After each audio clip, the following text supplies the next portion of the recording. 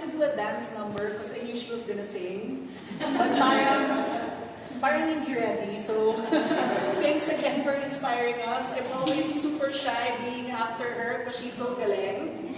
But anyway, just to introduce myself, my name is Yrasuegui. Some of you might be familiar with me as someone who used to do public relations. So many familiar faces from my PR days. So nice to see all of you again. But just a few years ago, I took the giant leap of faith and decided to really follow my heart and dive into being an F&B entrepreneur. So I started Square One Hospitality Concepts right before the pandemic. And people asked me, why Square One? Because at the time when we started and the pandemic happened, people are actually telling me, are you sure you want to be in hospitality? It's so crazy what's happening all over the world. Restaurants are forced to shut down. You can't even operate, so on and so forth. But I felt like, you know what? This is something that I really love. At some point, I'm sure we can serve our food again. At some point, we can show what we can do, and we have to eat. So sige, tuloy na natin. Fight lang. And luckily, you know, we were able to survive during the pandemic. And now, fast forward to today, we have 6 concepts. And you know, it's been a difficult and challenging journey.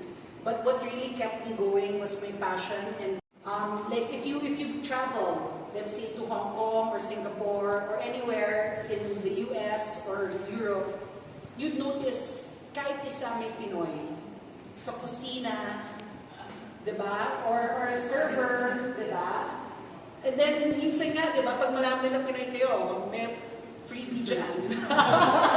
Mas mura yung drink, diba? So parang, I love it, the perks. And I was wondering, bakit, diba, bakit yung mga Pinoys laging nasa hospitality? We're in service. And you know, I got this very great insight from a foreigner who's been in hospitality all over Southeast Asia. And I think this is something important to share. He was telling me, if there's one thing about Filipinos that they can teach a lot of other cultures, the service kasi, like let's just say how to put the glasses on the table, or how to set the table, or the cutlery, so on and so forth. You can teach that. But if there's something you cannot teach, and I heard this from so many of the speakers today, you cannot teach art. And it's just really in our nature to want to serve, to want to be hospitable. And if that's something that we can also show, that our culture is a culture of people that just want to share, that just want to serve, then I don't see why our food, our cuisine can't be a global cuisine. Next slide, please. So to us Filipinos, food has always been an integral part of our culture. That's something that really inspired me to be in F&B. I'm sure we all have our stories growing up, our stories around food.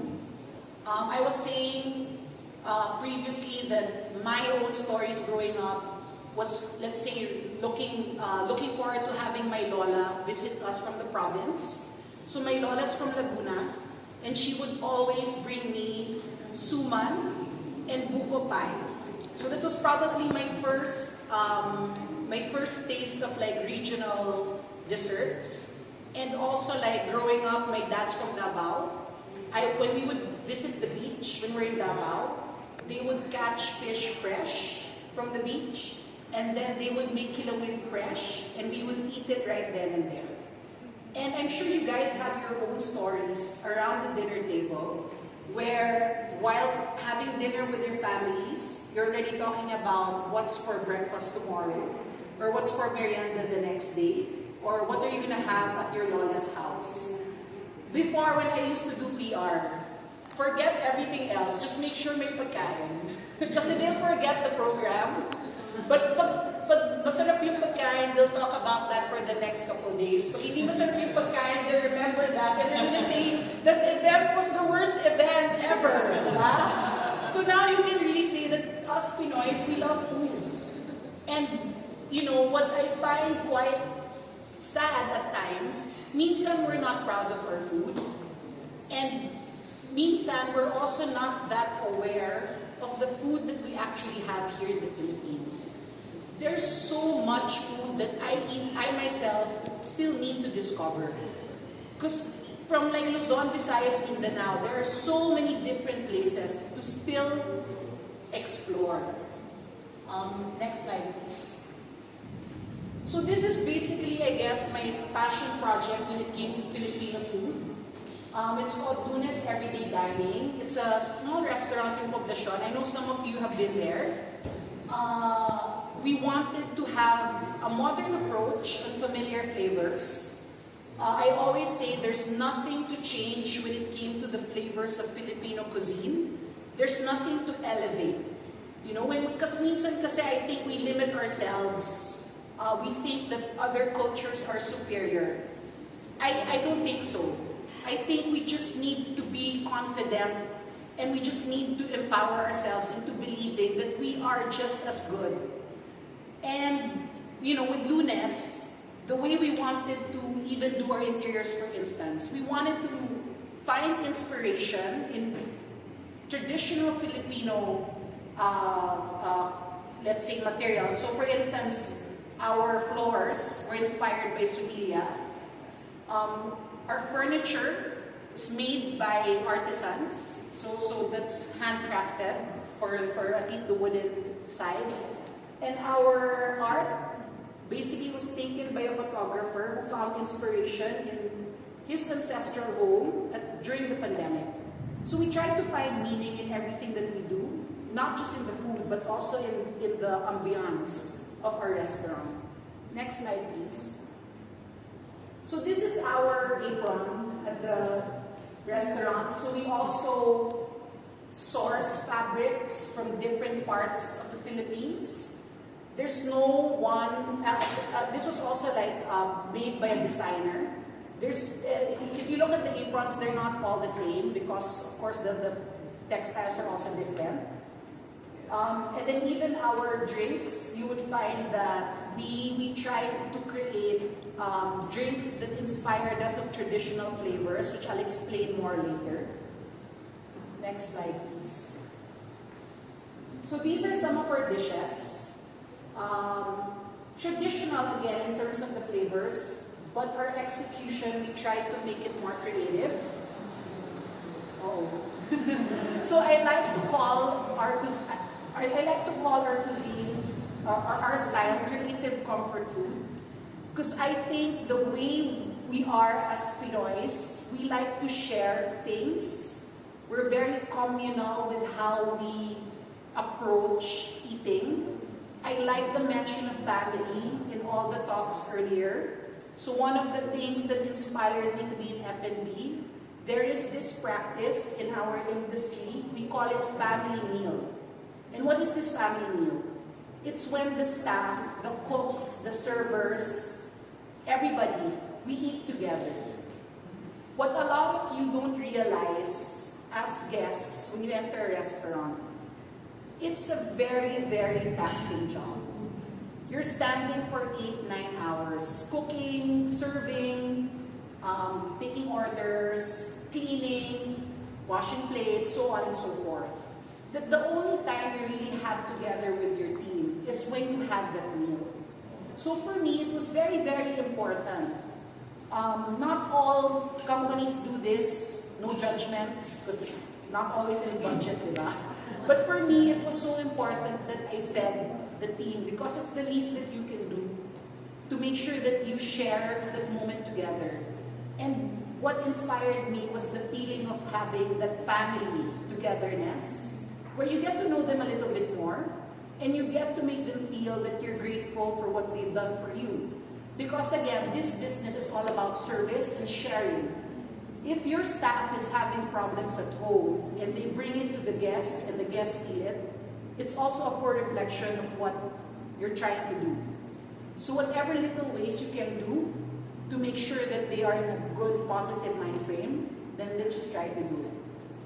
So just to explain some of the dishes, I try to bring some regional flavors or regional dishes as part of our menu. But of course, we still have the classics, but we try to have like an inventive or creative approach of how we present these classics.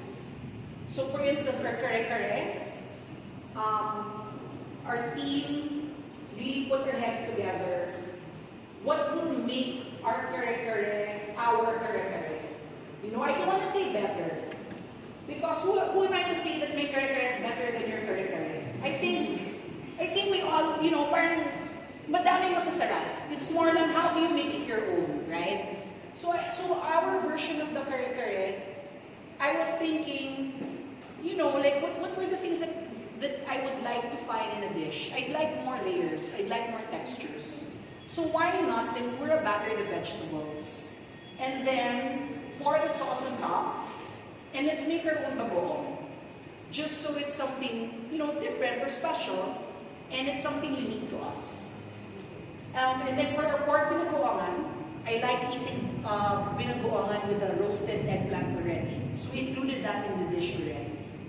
And coming from Davao, my dad's from Davao, I don't know if you guys knew this, but we actually, from Gensan, we actually export our tuna to Japan. Which makes me sad because we export our best produce, but they take out the panga. So the best panga, which is like, you know, the best quality panga, you'll find in Mindanao. And they cook it in Mindanao by just adding calamansi and like soy sauce, so on and so forth. That was the inspiration of our hamachi color. We basically just wanted to mimic the flavors of the tuna panga from Gensan. Chicken piaparan is a dish from Mindanao. It's basically a chicken curry dish. Next slide, please. We wanted to be creative with our drinks. Normally, when you go to a Filipino restaurant, they only serve beers. But we wanted to have craft cocktails. And also, you know, like we wanted to be inspired by traditional flavors, but have our own take or an update of how we were presenting these flavors. So for instance, this hulog-hulog, which is one of my favorite drinks. The inspiration was the book of Pandan. But this has alcohol in it. We use tequila. So when we were brainstorming about the name, what does the coconut do? It falls from the tree. And what happens when you drink tequila? You fall. And you just call it hulog-hulog. So stuff like that. So that's also, I guess, one of the reasons why I like being in F&B. It's a tough job. It's a very tough business. But you get to have fun. You get to host, you get to serve people. And every time you see people smile because they like what you serve, it's worth it. It's worth the pagod. Next slide, please. So just wanted to show, like, I guess, some of our dishes in one slide. If you guys ever want to visit us, just send me a message. I'd love to host you guys. And just to wrap up the talk, some people, when I told them that I wanted to open a Filipino restaurant, some people actually discouraged me. They were saying, you know, there's so many Filipino restaurants already. And it's going back to, I guess, sometimes we're not proud of what our culture has presented. I mean, when I was growing up, I remember it was always about imported brands or like fast food. Again, nothing wrong with exploring other cuisines. I think we should always be open-minded. But it doesn't mean we should put our culture in the back end. I think now is the time for us to be the ambassadors of our own culture. You know, when I go around, let's say, the US, and I try our food, it's so different from what we have here in the Philippines, right? And sila pa, it's the Phil-Ams pa proud of being Filipino. Not that that's a bad thing. That's a great thing. But like there was a talk about, Pinoys always talk about home, right? Of course, when you grow up in a different, let's say you grew up in the US and you present Filipino food, it's you trying to find your way home, but it's not the actual representation of what's here. And that's a great thing. But imagine if us from here, if we just become more proud of what we can do and present it to the world, because we are good enough and even better. Imagine what we can do. Thank you.